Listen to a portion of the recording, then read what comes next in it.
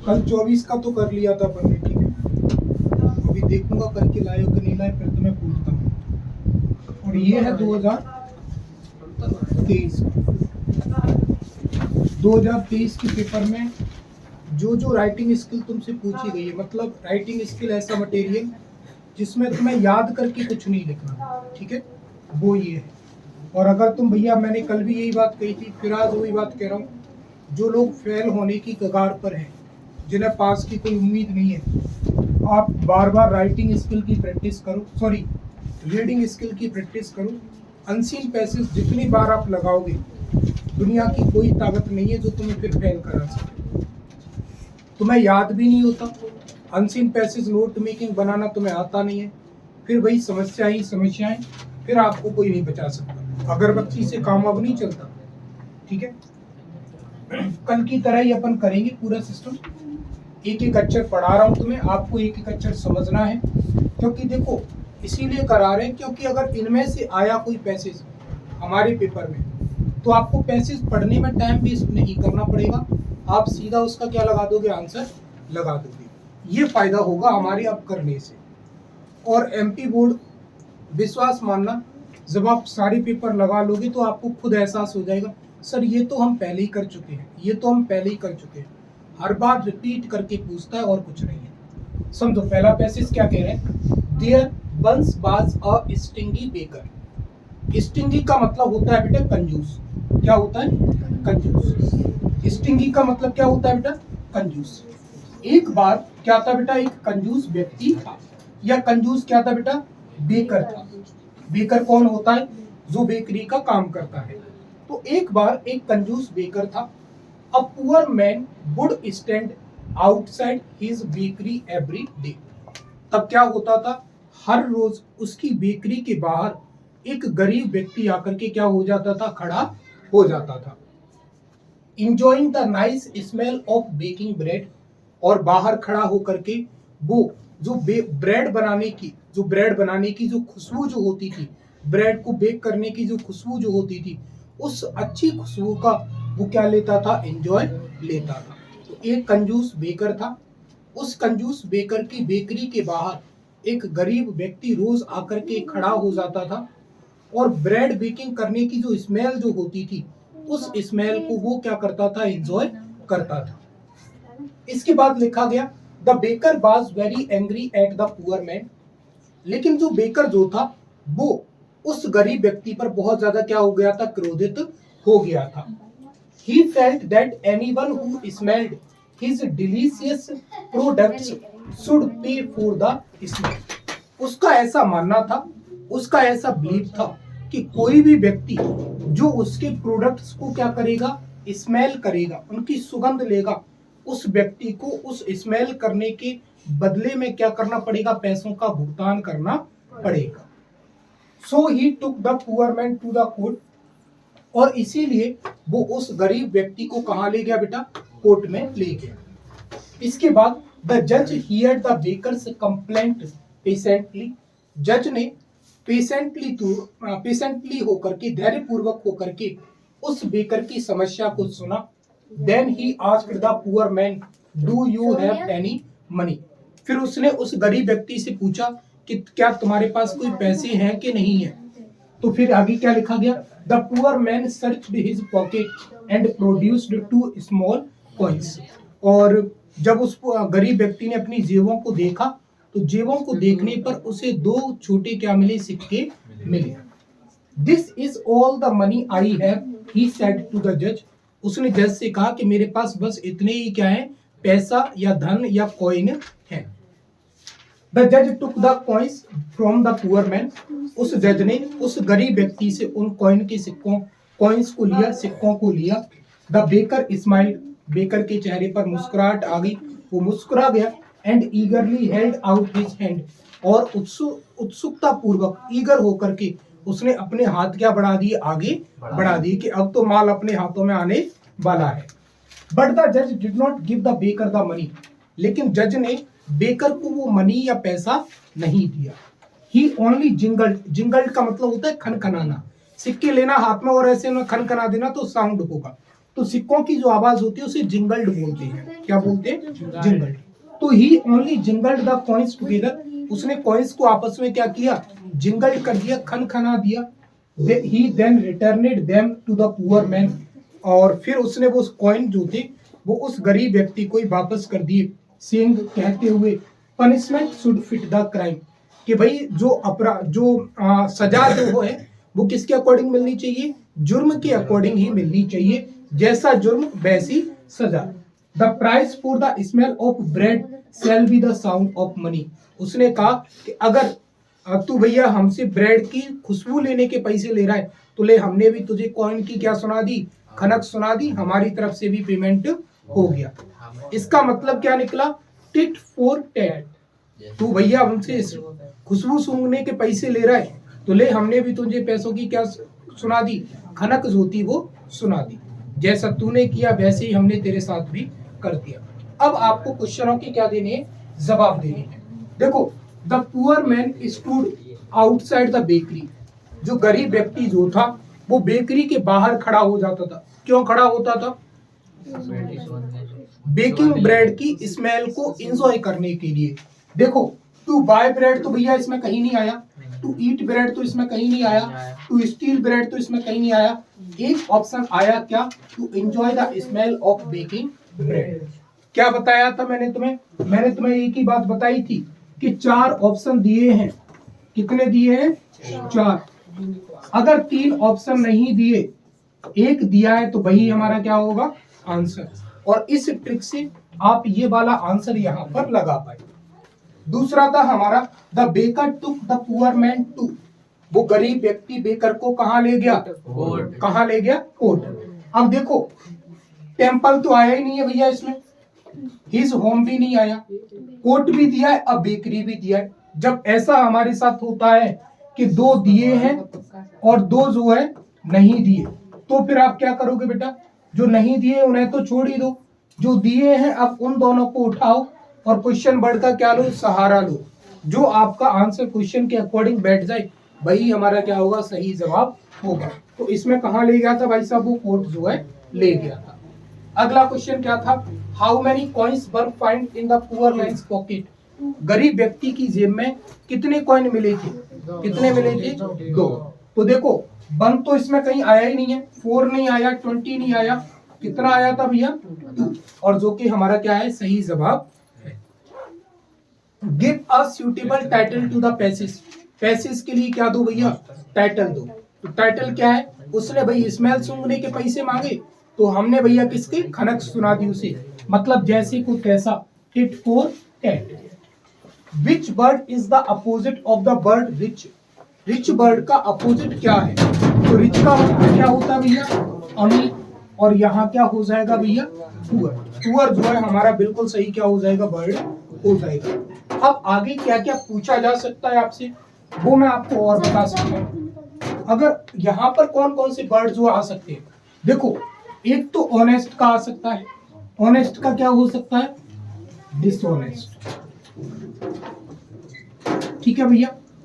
Stingy, stingy का मतलब क्या होता है? कंजूस, कंजूस का क्या होगा भैया? खर्चीला।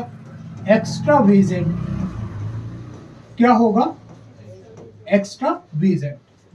ठीक है, तो ये जो है बेटा आपके वहां से जो है बन सकते हैं। ठीक है, अगर यही पैसेज रिपीट हुआ तो और क्या क्या बन सकता है वो मैंने आपको यहाँ से समझा दिया। भाई एक तो पुअर इस बार पूछ लिया, अगली बार पुअर से पूछ ले रिच का, या आपसे ऑनेस्ट का पूछ ले तो डिसऑनेस्ट, या स्टिंगी का पूछ ले तो हमें क्या करना है? एक्स्ट्रा वेजेंट करना है। ये अपोजिट है इसके। दूसरा है हमारा, बहुत बार पूछा गया, अगर तुम प्रीवियस ईयर पेपर लगाओगे ना तो ये बी वाला इतनी बार पूछा गया है, बहुत बार। समझो इसको, a bee went to a tank to quench its thirst. Quench का मतलब होता है बेटा किसी चीज को बुझाना, किसी चीज को शांत करना, और थ्रस्ट का मतलब होता है बेटा प्यास। क्या होता है? प्यास। एक कहाँ गई? टैंक पर गई। क्यों गई? अपनी प्यास बुझाने के लिए। एंड टम्बलिंग इन इम वाज ऑलमोस्ट ड्रोन, और वो इसमें क्या हो गई थी भैया? गिर गई थी और गिर करके लगभग पूरी तरह डूब गई थी। A dove that happened to pass that way saw the danger the bee was in। और एक जो कबूतर जो था वो वहां से यूजुअली गुजरता था, उसने देखा कि वो जो बी जो थी, जो मधुमक्खी जो थी वो किसमें थी, खतरे में थी। इट मतलब यह कौन भैया, ऐसे वर्ड आपसे पूछ लिए जाते हैं कि बताओ इट का मतलब यहाँ पर क्या है, तो इट का मतलब है कबूतर। It hastened to a neighbouring tree, तो ये जल्दी जल्दी से कहा गया, एक पास वाले पेड़ पर गया।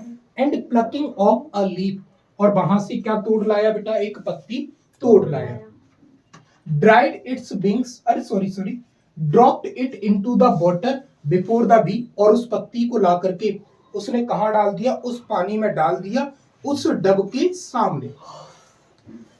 फिर था बेटा the bee climbed on the leaf, वो मधुमक्खी जो थी वो उस पत्ती के ऊपर आ गई। ड्राइड इट्स विंग्स, अपने पंखों को सुखाया। ये वाला जो इट जो आया है ना बेटा, ये किसके लिए आया है, बी के लिए आया है। और ये वाला जो इट था ये किसके लिए आया है बेटा, डब के लिए। ड्राइड इट्स विंग्स, अपने पंखों को सुखाया। And flew away to its hive, और कहाँ उड़ गई बेटा, अपने छते पर उड़ गई। फुल ऑफ ग्रेटिट्यूड, ग्रेटिट्यूड का मतलब होता है किसी के प्रति बहुत ज्यादा आभारी हो जाना, कृतज्ञ होना। Full of gratitude to the dove, उस डब के प्रति बहुत ज्यादा आभारी होकर के। That had saved its life, जिसने उसका क्या बचाया, जीवन बचाया। तो यहाँ जो दैट जो है वो किसके लिए आया बेटा, डब के लिए। और ये वाला इट किसके लिए आया था बेटा, लीफ के लिए। और ये इट्स किसके लिए आया है, बी के लिए।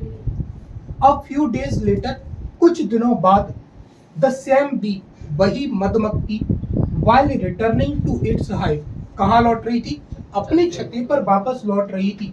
After a hard days work, दिन भर के कठोर परिश्रम के बाद। सो अ क्रूल बॉय, एक दुष्ट लड़के को देखा। टेकिंग एम, निशाना लगाते हुए। एट द डब मतलब कबूतर पर। सिटिंग, बैठा हुआ था।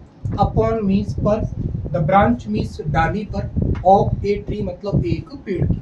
जब वो मधुमक्खी एक दिन अपने दिन भर का काम करके वापस अपनी छत्ते पर लौट रही थी, तो उसने देखा कि एक दुष्ट लड़का पेड़ की डाली पर बैठकर क्या लगा रहा था भैया, नहीं, पेड़ की डाली पर बैठे हुए कबूतर को क्या लगा रहा था, निशाना लगा रहा था।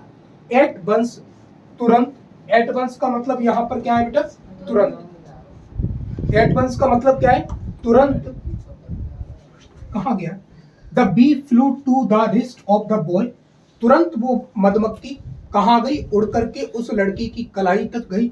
And just when he was going to shoot the dove, और जब वो उस डब को शूट करने वाला ही था, स्टंग इट का मतलब होता है डंक मार देना, क्या कर देना, डंक मार देना। The boy danced with pain, लड़का दर्द के मारे कराहने लगा या गोल गोल घूमने लगा।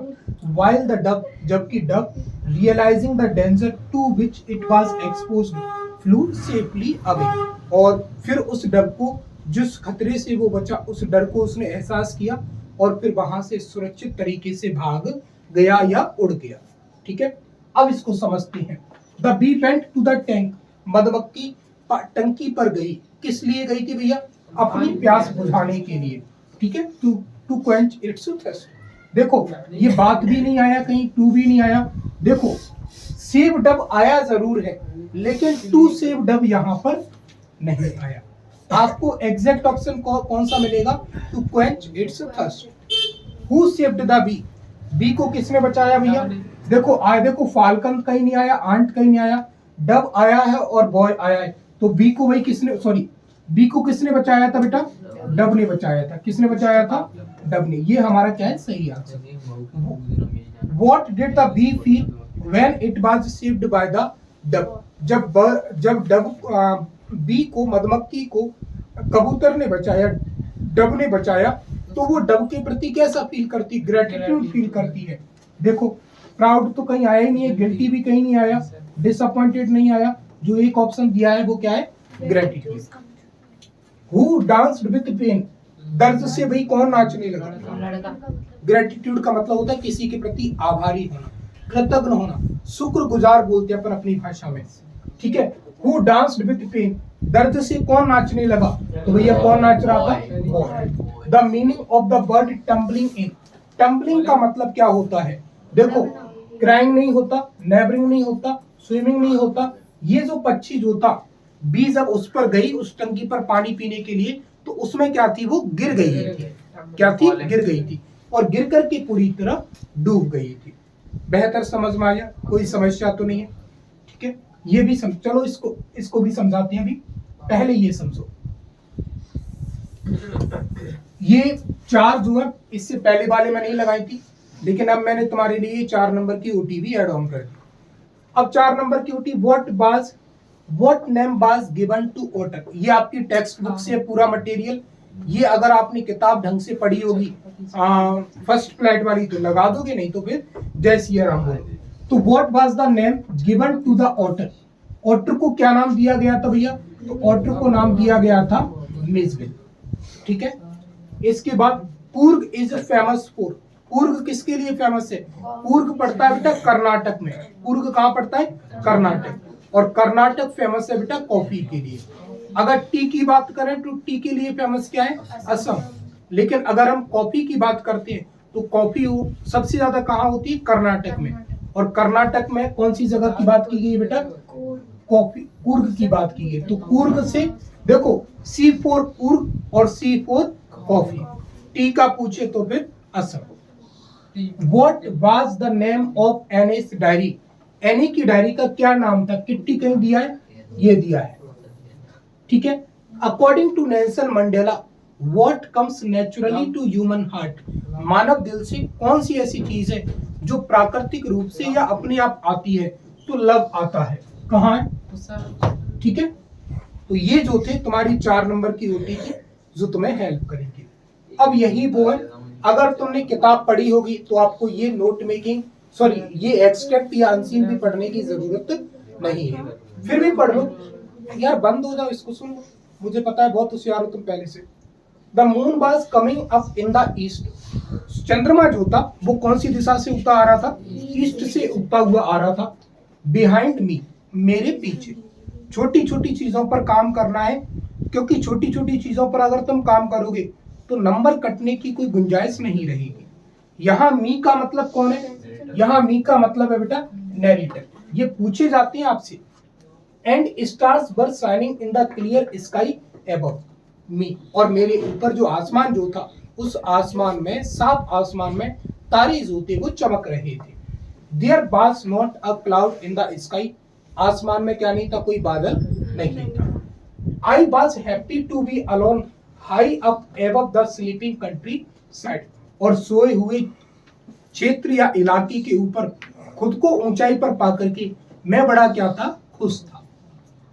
आई was flying my old Dakota aeroplane over France to England, और मैं फ्रांस से इंग्लैंड जाने के लिए किससे उड़ान भरी थी, मैंने अपने ओल्ड डकोटा से। डकोटा का नंबर DS0AA, ये डकोटा का क्या था, पूरा नंबर था। कहां से जा रहा था, फ्रांस से, कहां के लिए जा रहा था, लंदन के लिए, सॉरी इंग्लैंड के लिए, हाँ लंदन भी कहाँ है, इंग्लैंड में ही। इसके बाद I was dreaming of my holiday, और जब उड़ान भर रहा था तो उड़ान भरते समय वो अपने किसके बारे में सोच रहा था, अपने हॉलीडे के बारे में सोच रहा था। And looking forward to being with my family, और अपने परिवार के साथ होते हुए खुद को वो देख रहा था। I looked at my watch, तभी मैंने अपनी घड़ी में देखा। It was 1:30 in the morning, तो सुबह की कितने बज रही थी बेटा, 1:30, मतलब 1:30 AM, अपनी भाषा में रात के 1:30 बजे, अपनी भाषा में कितने, रात के 1:30 बजे। तो सुबह के 1:30 बजे का मतलब दिन के नहीं, सुबह के 1:30 बजे, ठीक है। अब लगा सकते हो, how was the weather when pilot started flying aeroplane, जब पायलट ने अपना प्लेन उड़ाना शुरू किया तब मौसम कैसा था भैया। तो देखो ये दोनों ऑप्शन तो कहीं दिए ही नहीं है, रेनी कहीं दिया नहीं, एक ऑप्शन दिया है क्लियर। अभी तक ट्रिक काम कर रही है। पायलट पास गोइंग, पायलट जा रहा था, तो इंडिया कहीं नहीं दिया, यूएसए कहीं नहीं दिया, इंडिया को काटो मत, अपनी इंडिया है, ठीक है।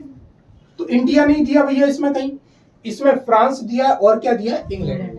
अब आप देखो 2 के बाद क्या लिखा था, वहां 2 के बाद लिखा था इंग्लैंड, तो ये ऑप्शन खत्म। The above places is taken from which lesson, कौन से पार्ट से इनको लिया गया है, तो कहां से लिया गया है बेटा, ब्लैक एरोप्लेन से। कोई बताएगा इसके राइटर कौन है, क्या, नहीं फ्रेडरिक फोर्सिच। अगला फॉग वाला लिया गया है, फॉग वाले के राइटर कौन है बेटा, रॉबर्ट नहीं, कार्ल सैंडबर्ग। इसके कौन है, कार्ल सैंडबर्ग। तो देखो द फॉग कम्स, धुंध या कोहरा आता है, ऑन लिटिल कैट फीट, किस पर आता है, बिल्ली जैसे छोटे छोटे पैरों पर, ओवर हार्बर एंड सिटी, कहां पर भैया, फिर भूल गया, इट सिट्स लुकिंग, ये भाई ऐसा नजर आता है जैसे ये बैठ गया हो, ओवर हार्बर एंड सिटी, शहर के ऊपर और बंदरगाहों के ऊपर, ऑन साइलेंट हॉन्चेस, अपने छोटे छोटे, हॉन्चेस का मतलब भी पैर होता है, घुटने बोल सकते हो आप, एंड देन मूव्स ऑन, और फिर वहां से चुपचाप जो है चला जाता है। What has been personified in the above given lines, ये मुझे तुम्हें कराने पड़ेंगे। अब आप पर्सनिफाइड का इतना मतलब समझ लो, किसी लिविंग चीज को या किसी नॉन लिविंग चीज को जब हम लिविंग से कंपैरिजन कराते हैं तो उसे बोलते हैं पर्सनिफाइड करना। क्या करना, पर्सनिफाइड करना। तो किस, कौन सी ऐसी चीज है जिसे यहाँ पर लिविंग चीज से कंपेयर किया गया है, तो फॉग को किससे कंपेयर किया है, कैट से। और कैट क्या होता है, एक लिविंग होता है। लेकिन ऑप्शन में तुम्हें दोनों दिए हैं, देखो कैट भी दिया है, सिटी भी दिया है, हार्बर भी दिया है। भाई लिविंग को नॉन लिविंग को क्या बनाए, लिविंग बनाए, तो यहाँ पर्सनिफाइड किसको किया है, कैट को, सॉरी फॉग को। आफ्टर सिटिंग फॉक्स, बैठने के बाद फॉग क्या करता है, पहले बैठेगा और फिर रफा दफा हो जाएगा, तो फिर moves on. The poet of the above poem is, ऊपर वाली पोएम का पोइट कौन है भैया, तो कौन है, कार्ल सैंडबर्ग। कभी कभी आपसे पोइट की जगह बेटा पोएम पूछ लेता है, तो पोएम का नाम ही क्या है यहाँ पर बेटा, फॉग, फॉग। और पोइट कौन है बेटा, कार्ल सैंडबर्ग। हमें ये दोनों ही चीज याद रखनी है। अगर आपने पूरी टेक्स्ट बुक की, पूरी प्रोज की और पूरी पोइट्री की, अगर तुमने राइटर और पोएम दोनों तैयार कर ली, मतलब उनके चैप्टर नाम और उनके राइटर के नाम, तो ये मान लेना कि तुम्हारे 2 नंबर पक्की है। चादर ओढ़ के सो जाओ, 2 नंबर में कहीं कोई टाका नहीं है। 1 नंबर में तुमसे पोइट या राइटर पूछ लेगा, तो दूसरे में आपसे जरूर क्या पूछेगा, पोएम नेम या फिर स्टोरी नेम आपसे पूछेगा। ठीक है, तो ये 23 का समझ में आया होगा। एक नोट मेकिंग और मैं तुम्हें समझा देता हूँ, टाइटल तुम्हें बता देता हूँ फिर आप करना। देखो सिंस टाइम बिगेन, देखो सबसे बढ़िया तरीका तो यही है कि आप उसको पढ़ो। तुक्का लगाने वाली चीजें तुक्का ही लगता है और कुछ नहीं लगता। अब इसको पढ़ेंगे, सिंस टाइम बिगेन, जब से समय शुरू हुआ तब से, the natural broad leaved mixed forest, natural मतलब प्राकृतिक, ब्रॉड मतलब व्यापक, लीव्ड मतलब lived mixed forests of the Himalayas have played a crucial role in the lifestyle of the people of that region. जो हिमालय क्षेत्र के जो पेड़ जो है ना, उन पेड़ों ने उस हिमालय क्षेत्र के लोगों के जीवन में एक महत्वपूर्ण भूमिका क्या की है बेटा, अदा की है। क्यूरिशियल रोल जो है उन्होंने प्ले किया है। इनफैक्ट हकीकत में the forests are the foundation of the whole economy of the hill villages. जो पहाड़ी क्षेत्र जो होते हैं, जो पहाड़ी जो गांव जो होते हैं, उन पहाड़ी गांवों का अगर सबसे बढ़िया जो फाउंडेशन जो है, इकोनॉमी का जो फाउंडेशन जो है, नींव जो है, वो वहां का क्या है बेटा, फॉरेस्ट है।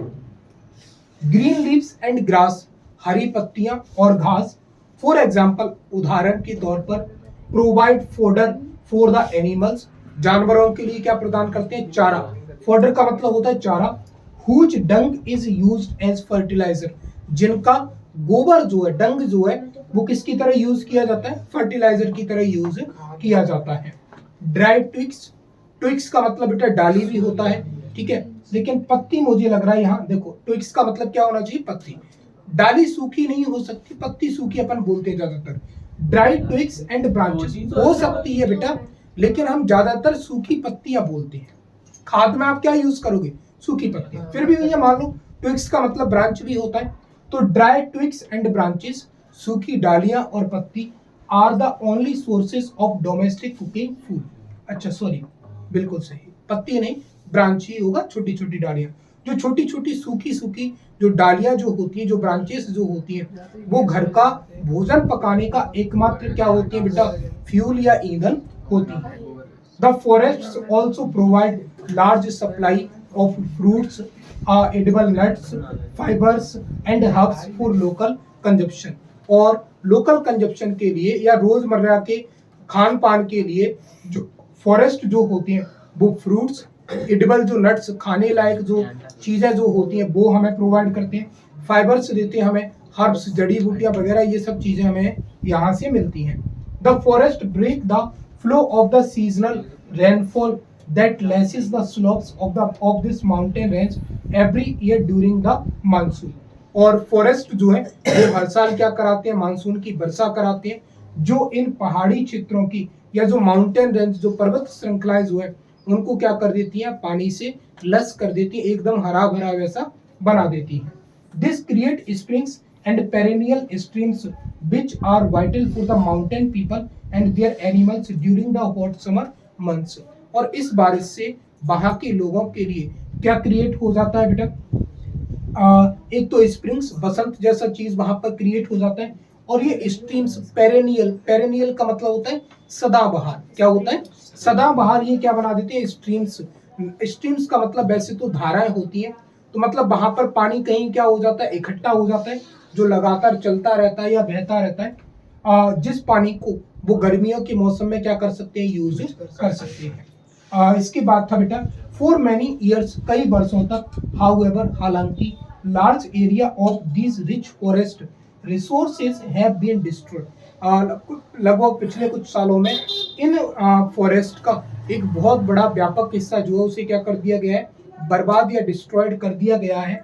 फॉर एग्जाम्पल, उदाहरण के तौर पर, the forest of Tehri Garhwal were exploited to supply timber for the expanding railway network in the plains। जो टेहरी जो गढ़वाल जो था, वहां का बेटा जो ज्यादातर जो क्षेत्र जो था फॉरेस्ट का, उसे नष्ट कर दिया गया था। किस लिए नष्ट कर दिया गया था, रेलवे लाइन बिछाने के लिए जो टिम्बर, जो लकड़ी जो यूज होगी, वो गट्ठर यूज करने के लिए उसको काट दिया गया था। The people of Tehri Garhwal in 1930 began a non-cooperation movement called satyagraha. देखो आपको यहाँ से एक हिस्ट्री की बात समझ में आ जाती है। जो टेहरी के जो लोग जो थे, उन्होंने भैया 1930 में 1930 में नॉन वायोलेंस शुरू किया, और उस नॉन वायोलेंस का नाम क्या रखा गया, सत्याग्रह। फॉर्म ऑफ पीसफुल रेसिस्टेंस, सत्याग्रह क्या होता है, फॉर्म मींस रूप, ऑफ पीसफुल मतलब शांतिपूर्ण, रेसिस्टेंस मतलब विरोध, टू ऑब्टेन प्राप्त करने के लिए, जस्टिस मतलब न्याय, इन अपोजिशन विरोध में, to the oppressive forest laws, किसके विरोध में भैया, अत्याचारी जो फॉरेस्ट जो कानून जो बनाए गए थे बेटा, उस अत्याचारी फॉरेस्ट कानून के विरोध में इन लोगों ने विरोध किया, सत्याग्रह किया। कब किया बेटा, 1930 में। कहाँ ने किन्होंने किया, टेहरी घरवाल के जो लोग जो थे उन्होंने शुरू किया। तो ये पूरा का पूरा जब आप पढ़ोगे, पूरा का पूरा, देखो जंगल सब जगह होती हैं, लेकिन यहाँ के जो जंगलों की बात की गई है ना, वो जंगल हिमालय से कनेक्ट किए गए हैं, माउंटेन रेंज वाले जंगलों की बात की गई है। समझ में आ रही है मेरी बात।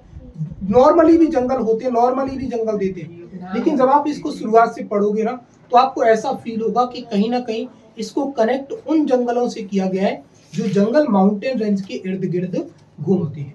तो या तो आप बना सकते हो इम्पोर्टेंस ऑफ फॉरेस्ट, ऐसा टाइटल बना सकते हो। जो मुझे जो लगता है, आप इसका टाइटल बनाओगे फॉरेस्ट्स ऑफ हिमालयस, मुझे जो लगता है, क्योंकि सब जंगलों की इसमें बात नहीं की गई। इस पैसेज में जो बात की गई है वो हिमालय के आसपास जो जंगल जो है वहां से इसकी बात की गई है।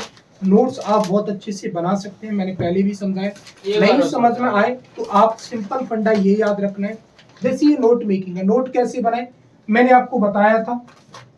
आप एक तरीका, या तो आपको बेटा बनाना आना चाहिए, नहीं आया तो फिर कोई बात नहीं। देखो अब मैंने समझा दिया तो तुम्हें बनाना आना चाहिए, नहीं भी आया तो मैं आपको सबसे बढ़िया तरीका बता रहा हूँ भाई। एग्जामिनर आपको 4 दे भी सकता है, नहीं भी दे सकता, लेकिन पक्का मानना, अगर टाइटल तुमने सही बना दिया तो फिर आपको 3 से कम नहीं मिलेंगे। 1 नंबर का रिस्क है, और 1 नंबर का रिस्क बेटा अगर नहीं लेना तो नियम से बनाइए आप, और रिस्क लेना है तो फिर यही तरीका है, कोई भी 4 पॉइंट लाइन टू लाइन छाटिए और उनको यहाँ क्या कर दीजिए, उतार दीजिए। कैसे उतारना है वो ये समझो। जैसे अब आपको ऐसी लाइन छाटनी है जिसका फुल स्टॉप कम दूरी पर हो। कैसे हो, कम दूरी पर, जो आपकी एग्जाम की कॉपी में एक लाइन में आ सके। क्योंकि देखो नोट्स, मान लीजिए आपने एसएसटी का एक चैप्टर तैयार किया, पूरा रिसोर्सेज वाला पूरा चैप्टर पढ़ा, अब आपको समराइज करना है किसी को, तो तुम एक एक लाइन तो पढ़ने से रहे, आप उसमें से इंपोर्टेंट पॉइंट निकालोगे और उनके ऊपर क्या कर दोगे, डिस्कस कर दोगे। तो हमें इसमें पढ़ने से बस कुछ इंपोर्टेंट बातें निकालनी, उन्हें आप शॉर्ट में लिख सकते हैं। लेकिन आप, हम तो घोंचू आदमी, समझ में नहीं आए फिर क्या करेंगे, तो फिर आपको यही करना है, full stop to full stop line उठाइए और उसको क्या कर दीजिए बेटा, छाप दीजिए। देखो कहां से मिल रहा है full stop to full stop, देखो छोटा है, हमारा काम चल सकता है। अब फुल स्टॉप ज्यादा बड़ा हो जाए, देखो फिर आप बेटा इसको उठा सकते हो, इसको उठा सकते हो 2 पॉइंट, फिर आपको कहां मिलेगा बेटा, कुछ और मिल रहा है जिसका फॉरेस्ट, जो मतलब जिसका आसपास हो, अब नहीं है कहीं, ठीक है। अब सब 1.5 लाइन में 2 लाइन में जा रहे हैं, तो फिर आपको कॉमा, एंड, बट, ऐसे बट ढूंढो, इनसे पहले एक पॉइंट, इनके बाद दूसरा पॉइंट। जैसे हमें समझ में आया ग्रीन लीव्स एंड ग्रास, इसको ये बर्ड हटा सकते हैं आप, कोई जरूरत नहीं है इसमें, है ना। फॉडर फॉर एनिमल्स, देखो हुज क्या होता है, प्रीपोजिशन होता है, खत्म कर दो, बात खत्म, ठीक है। फिर क्या बना सकते हो, dung is used as fertiliser, ठीक है। जब कुछ ना मिले तो फिर आप क्या यूज कर सकते हो बेटा, फॉरेस्ट ब्रेक द, दैट क्या होता है, कंजंक्शन होता है, इसके बाद का छोड़ दो, उससे पहले तक का एक बना लो, है ना। फिर आप क्या दे सकते हो, देखो यहां जो दिस बेटा किसके लिए यूज किया गया है, जो मानसून जूता उसके लिए यूज किया गया है। अगर आपको समझ होगा यहां से तो आप एक पॉइंट इसको भी बना सकते हो, ठीक है। और क्या बना सकते हो, ठीक है। तो ये आपको जो काम करना है, अगर आप इस तरीके से काम करेंगे तो आपका एक आधा नंबर भी इधर कटने वाला नहीं है।